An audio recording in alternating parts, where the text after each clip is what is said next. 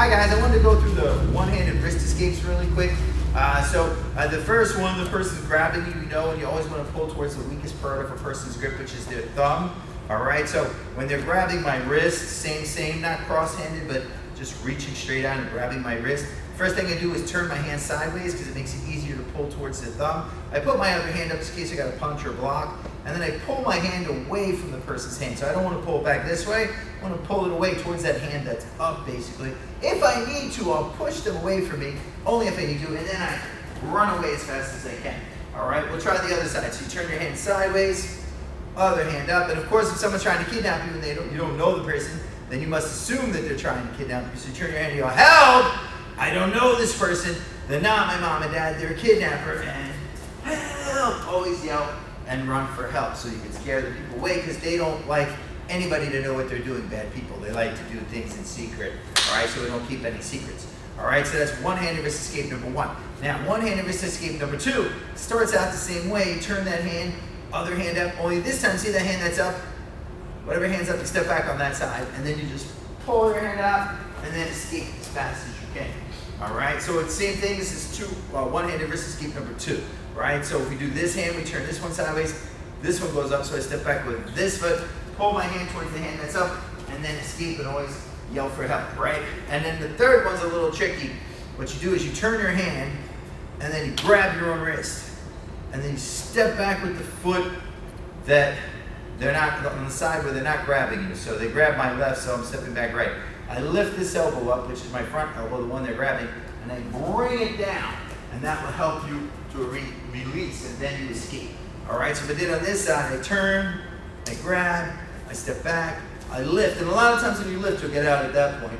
But if they're still holding on, you bring it down, and then escape. And those are the three one-handed wrist escapes.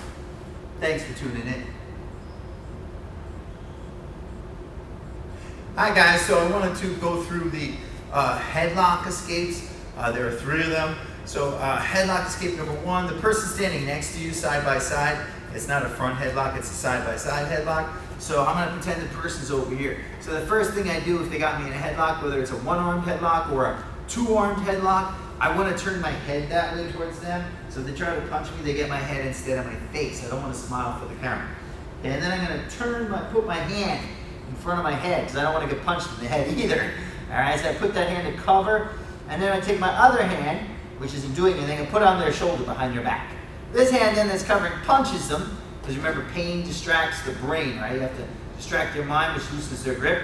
Take that hand and punch them, put it behind their elbow, and as you push them away from you, you go out the back as you push, and then you run and escape. All right, let's try the other side. So let's say they were standing next to me over here. So I turn my head, I cover my head. Put my hand on their shoulder blades, basically their back up by their shoulder. Yeah, punch them behind their elbow, push them forward, I go out the back, and then I escape as fast as I can, never look back, go somewhere safe. So that's headlock escape number one. Headlock escape number two. This one starts out the same way. Got you in the headlock, turn your cover on. This time, the leg that's closest to them, which is this one, I go down on that knee. I take this hand right here, I use the high toe, the rich hand, I go up between their legs, I do the high toe, rich hand strike to the groin. I bring it back out, I grab their shoulder. As I pull them backwards, or their hair, as I pull them backwards, I do a hammer fist and push them that way. And then I go that way. And that is headlock escape number two. Let's try this side. So they're over here. So I turn my head, cover my head, go down on that knee, ride the super highway, come up between the legs, come back out, grab, pull them down, hammer, push them away, and then I get up and go the opposite way away from them. And that's headlock escape number two. Headlock escape number three is pretty simple. It starts out the same way though. You're in the headlock, let's say they're over here, turn, cover, and then what I do, I can punch if I want to, and then grab their leg, and then stand up nice and straight as you can, and just start running towards them as you hold onto their leg. And basically what's gonna happen is they're gonna fall down. And when they do, then you can boom, boom, boom if you need to. If not, get out of there as fast as possible, right? Good, so let's say they're over here. So same thing, turn, cover, the opposite hand, all right? Punch if you need to, grab around their leg by their knee, lift, and drive them that way towards them so that they fall down. Basically going to knock them down. And then you go the other way as fast as you can.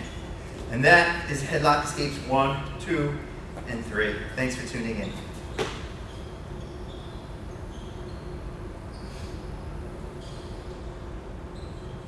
Hi guys, I want to go through the choke escapes really quick.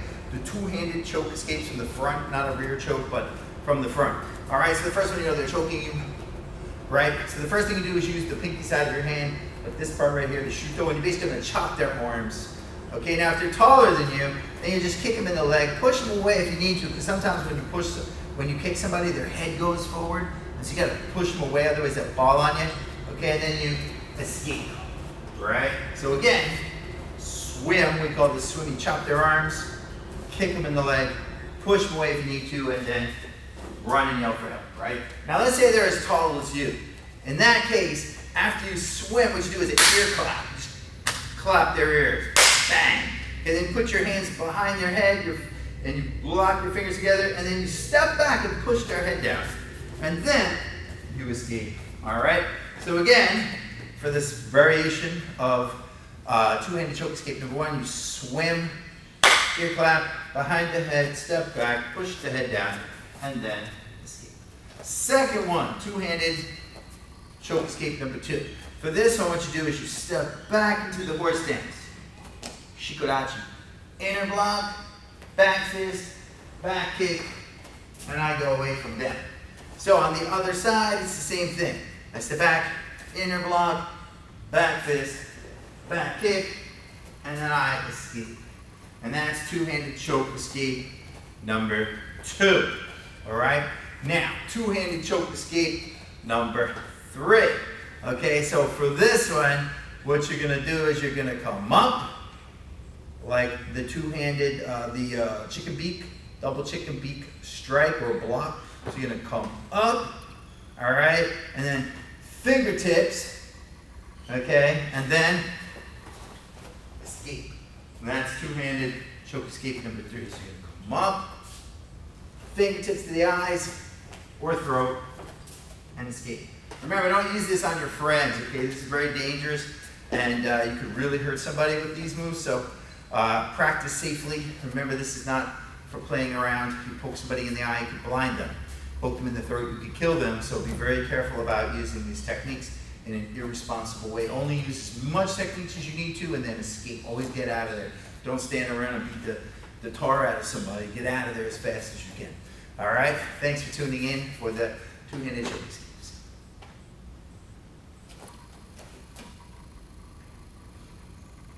Hi guys, I wanted to go through the over arms bear hug escapes. All right, so this is when somebody's arms are over yours so you can't move them. All right, so the first thing you do is you trap their hands so that they can't put you in a choke from behind.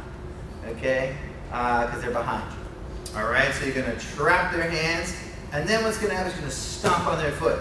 Now if I stomp on this foot, that means that my body slips out this way. I knee them, push them, and then I go that way. However, if I stomp on this foot, then I slip out this way. I knee them, push them, and then I go